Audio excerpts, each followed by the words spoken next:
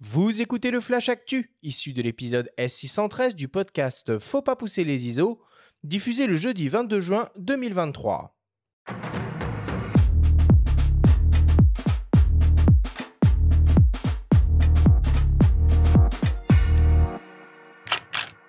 Cette semaine, dans le Flash Actu, Nikon annonce deux nouveaux télézooms. Fujifilm lance un nouveau boîtier Instax. Et enfin, les votes pour les zooms 2023 sont ouverts. Le Flash Actu vous est présenté par Fox.fr, le site des spécialistes de l'image.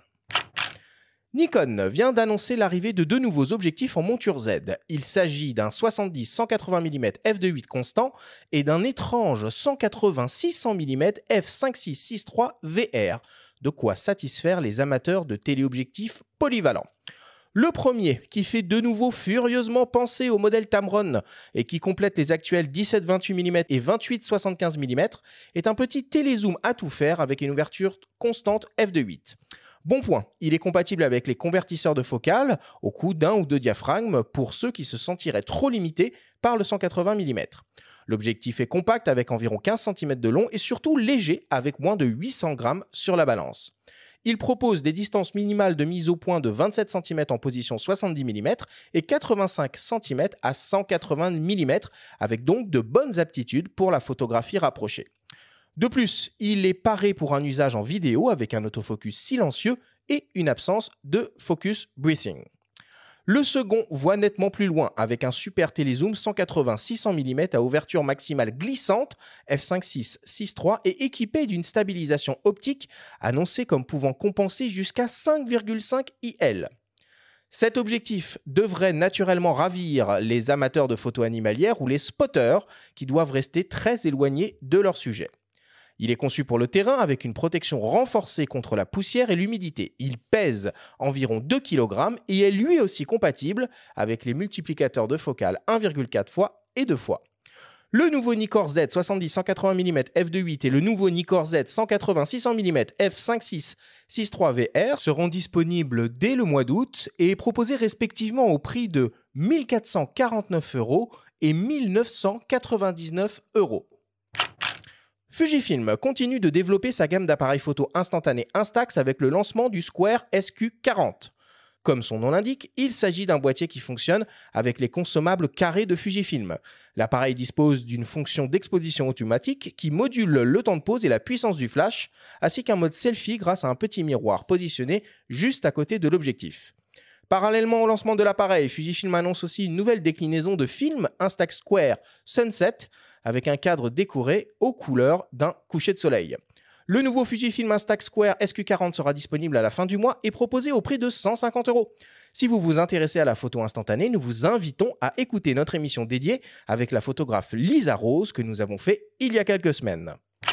Et pour finir, l'édition 2023 des Zooms du Salon de la Photo est ouverte et il est possible de voter pour son photographe préféré pour tenter de lui faire remporter le prix du public.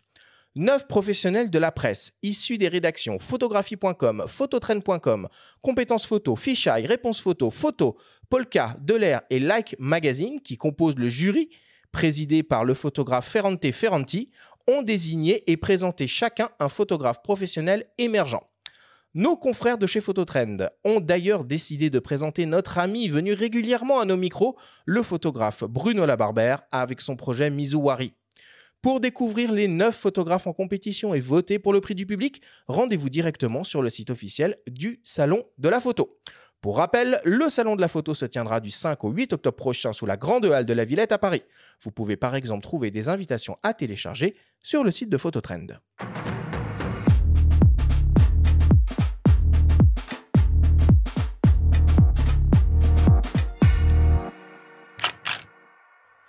Bon, voilà pour l'actualité. Je pense qu'on a terminé la saison des lancements des gros boîtiers. Ça commence à se calmer, mais bon, Nikon, toujours régulièrement, une fois par mois quasiment, lance des nouveaux produits. Bon, là, il s'agit d'optiques. On va pas revenir sur le 70-180 qui est un copier-coller du modèle Tamron, vendu plus cher d'ailleurs. Mais on peut peut-être dire un mot quand même sur ce 180-600 mm. Ça, c'est quand même un outil fabuleux quoi, pour les spotters, par exemple, dont on a parlé au cours de cette saison. Oui, puis ça devrait être une optique relativement abordable, polyvalente, donc Ouais. c'est toujours intéressant. C'est bien qu'il comble le manque du côté des téléobjectifs. Concernant Tamron, ça pourrait être bien qu'il il s'accapare aussi les focales fixes lumineuses C'est pas trop que dans fait leur ADN. Tamron au passage. Mais bon, ça c'est une réflexion plus personnelle. Non, c'est intéressant. Et puis c'est une focale un peu originale. On connaissait les 150-600, là c'est un 180-600. Donc c'est bien. Mais il n'y a pas longtemps, on a vu de très beaux téléobjectifs aussi. Et bon, toi, Franck, tu es plus team Canon. Qu'est-ce que tu penses du 100-300 f2.8 qu'ils ont lancé? Tout à l'heure, on parlait de la une de Djokovic. Ouais, ok. Elle a été faite avec le 100-300. Ah, ok. Voilà. Ok. Ah, bah voilà. Donc tu en penses du bien. J'en pense le plus grand bien, notamment pour ces sports indoor et le tennis. Et tout ce qui est sport indoor, le tennis. Au-delà du 300 mm en indoor, c'est un peu c'est trop loin, enfin c'est trop long. Le 100-300, vraiment un bon combo à f2.8, c'est assez génial. Et pour le tennis, j'ai utilisé que ça toutes les journées où je suis allé sur le tennis, et notamment les finales, avec un multiplicateur 1.4 dessus. Ok. J'ai même mis un doubleur. Alors j'aime un peu moins avec le doubleur parce que j'ai une texture qui apparaît, qui n'est pas désagréable du tout.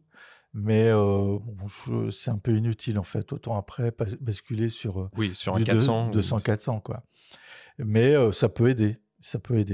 Il est bon à toutes les focales, quoi, le 100-300. Le fait qu'il soit très lumineux, quand il y a des soucis de lumière, des nuages, de l'orage, quand il ferme le toit à Roland-Garros, c'est vraiment idéal, quoi. Donc ça permet de ne pas monter dans les ISO, même si tu peux faire des photos nickel à 12 800 ISO maintenant. Hein. Mais c'est ce type d'optique et ces conditions-là qui font toute la différence par rapport à l'objectif dont on vient de parler, qui est un 180-600 peu lumineux, Oui. où là, bon, C'est pas le même prix. le grand public, voilà, c'est ça, va se retrouver obligé, contraint de monter en sensibilité, là où Voilà. toi, tu vas pouvoir rester à des valeurs tranquilles, et puis recadrer derrière, etc. Totalement. En plus, il est assez court. Il n'est pas volumineux du tout.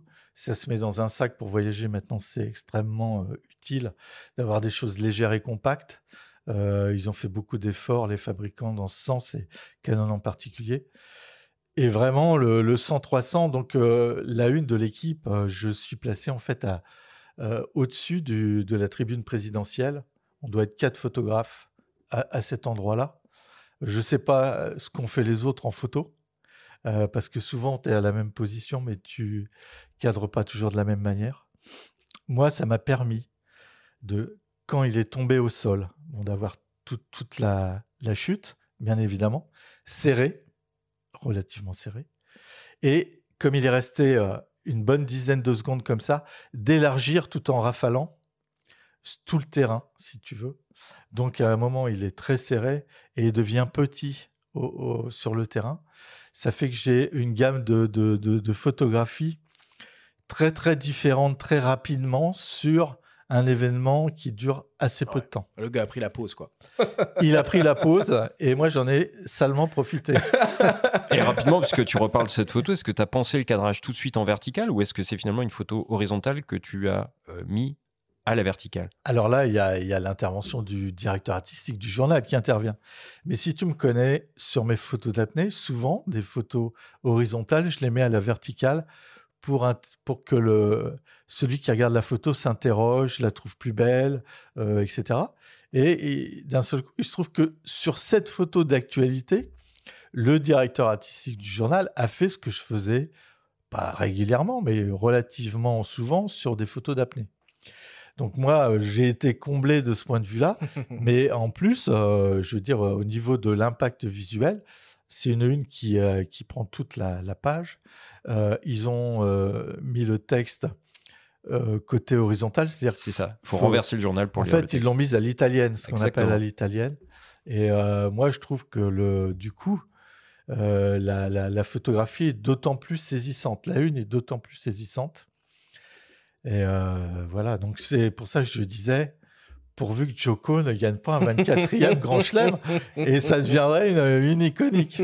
Elle restera iconique de la manière, ou alors refais-le à Wimbledon dans quelques semaines. Alors, j'irai pas à Wimbledon, mais c'est un de mes photographes, Pierre Lave, qui ira, pour pas le nommer, mais